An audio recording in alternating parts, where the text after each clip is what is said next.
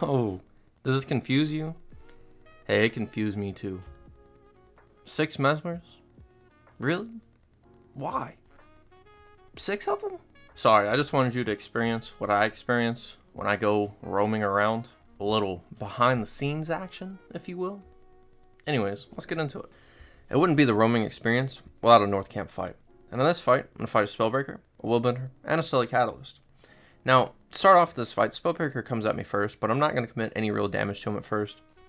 I just don't want to do that quite yet. But as soon as that Willbender comes towards me, I'm going to open up with a Spear 5 and Continuum Split. I'm able to down him with a Spear 2 F1. Now that he's down, I just want to focus on maintaining that down. I don't necessarily have to cleave him out or stomp him, but I do want to just maintain the down and focus on staying alive. Now that I'm, in a pretty comfortable spot, I can begin to focus on the Spellbreaker just a little bit. And once I feel like I kind of have a safe second, I'm going to back off, try to go for the Mass Invis, but unfortunately I do reveal myself. It just, big mistake there. I'm able to get a little health off from the Spear 3. I have to cancel my heal because it's not safe, but in doing that, I'm able to down the Spellbreaker with, again, another Spear 5 and a Spear 2 and F1.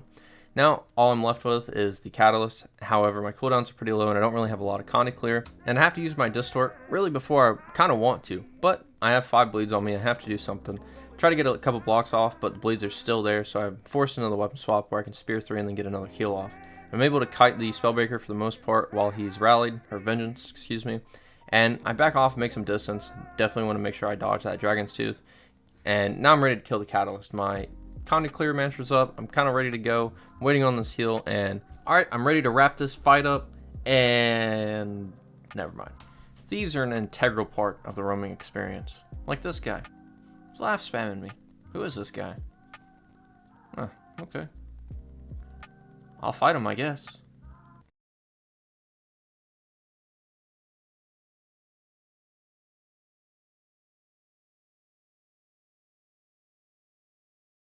Oh.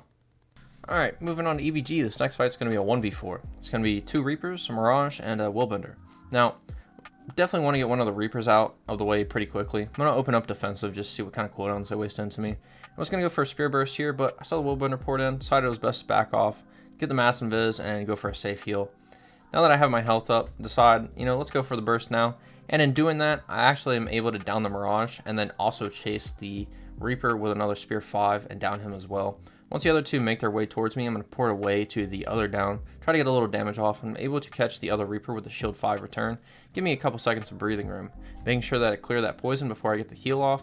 And as soon as I go for some damage on the down, I take a ton of damage. I am able to rally, try to go for the next one. Almost rally, but not close enough, I guess. Biting off more than you can chew is something that most roamers aren't going to experience because they're scared of dying, or most players in general. But for me, who dies all the fucking time, it kind of took the fear out of dying. So when I see a 1v4 versus a Berserker, a support Spellbreaker, a Willbender, and a Mirage, I go for it. And I decide, let's focus this Berserker first. He does the most damage, obviously. He's probably the classiest too. Get him down to 4%.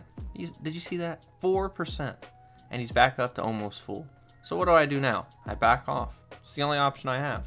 Jump down the hill, try to make some distance, and wait on some cooldowns. Now, my best option here is try to separate the team. Is that going to happen? I don't know, but I sure hope it does.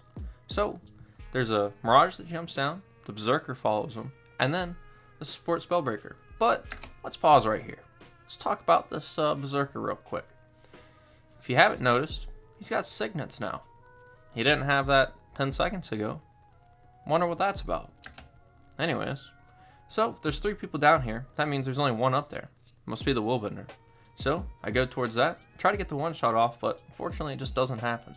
Now I know I only have a few seconds before they catch up to me, so what do I do now? I try to stick it out for a little bit, try to get the Willbender down, at least get him down, but unfortunately with the support there, it's just not feasible. So I decided to back off again, make some distance, and hopefully the game plan will play out the same again. But unfortunately, remember that Berserker we were talking about? Yeah, he swapped to Gunflame. Took all my health, so now I have to run away. But I die anyways. Hey, that's just how it goes. But at least it was a respectable fight. These guys, they got a 1v4. They don't see that often. Hopefully they respect. Okay. Well, moving on. Do you remember a little while ago when I said fighting Thief is an integral part of the roaming experience? Well, I'm going to show you why with this Deadeye. And don't worry, it's not long-range steal. It's not long-range damage or the damage in general. It's not even really the mobility. It's the stealth. So as you see here, I land some decent damage on this guy and he goes into stealth. And he goes into stealth. And then he goes into stealth. Oh, did you think he was going to go into stealth one more time? Nah, this time he's getting out of combat. But that's okay. That's how most Thief fights go. And normally, they go the other way, which is fine by me. Now, Thief builds in general are all normally like this, but Deadeye more so. They don't want to die, they just simply don't have to. And Deadeye is so much worse because they dodge stealth, and you can't really do much with that. But anyways, this guy wants to smoke part 2. We're going to give it to him. We random dodge the steal, open up with the shield 4, get a nice block, then go with the shield 5, try to get the sword 3 mode with some damage, don't land a ton, and then we follow it up with a nice port, try to get the interrupt, and then follow it up with a random greatsword 5, and then go for the early heal so I can get shield 4 up early. And now I have some decent damage pressure on this guy, so I'm definitely going to hold on to greatsword longer than I normally would. As soon as I see that shadow step, I use that distance to charge my mantra, and then as soon as I see him return, I'm ready for it, and I go for another greatsword burst. I'm able to down this guy fairly quickly in this fight. You know, hats off to him for actually coming back. Most thieves don't do that, so I will give him that. But Deadeye hurts my soul to fight, man. When it comes to roaming, why are you roaming? It can't be for the rewards, there isn't any. There's no gold in it, really. It's just to get better for me. And part of getting better is knowing when you messed up. So in this clip, I'll show you somewhere where I mess up and it cost me the fight. But to start off with, I'm going to open up on this Mirage with a nice spear burst and continuum split, land some decent damage, and I'm able to down him. Decide to go for it again, and I'm also able to down a Willbender. This core warrior decides to go AFK in the middle of the fight, so I try to get him too, but unfortunately he comes back at just the right moment, and I'm not able to down him. Now my cooldowns are kind of low, so I want to make some distance from this Harbinger, because no matter the skill level of the player themselves, Harbinger is just dangerous by itself. Once the Harbinger backs up, I'm going to go ahead and cleave both of these downs. Definitely want to confirm them before I walk away. Now my cooldowns are completely gone, so this hollow is going to have to wait a second as I run through the door. I'm going to pop back through just to see what's going on and decide this is a lot of players. I'm going to back off because I don't have any cooldowns. Basically, I'm a ranger main at this point. But you remember that mistake I was talking about? I just did it. You see what I did? I'll explain in a minute, don't worry. Here, I'm just going to figure out what do I want to focus first, this Renegade or this Harbinger. It takes me a second, and then I decide, you know what, let's go for this Harbinger. Decide to go for a Spear Burst, but unfortunately, my mistake comes back to haunt me. My mistake was, you see that Mirage there? I should have checked if he was power. Because if I knew he was power, I would have played the fight completely differently. And all I would have to do is look at his food. But I didn't. So, it cost me a fight that could have been really good. But that's just part of it. Well, with all that being said, that's pretty much the end of the video. Now, I know this was pretty different from what I normally do, but the main goal of this video is just kind of rein in some of those expectations for newer players that think roaming is going to be a roaming montage every time they jump into World v World.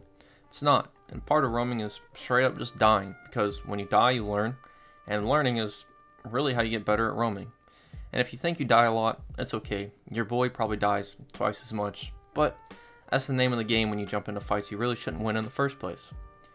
But, like I said, hope you enjoyed the video. Definitely something different I tried, so let me know what you think about it. And, yeah.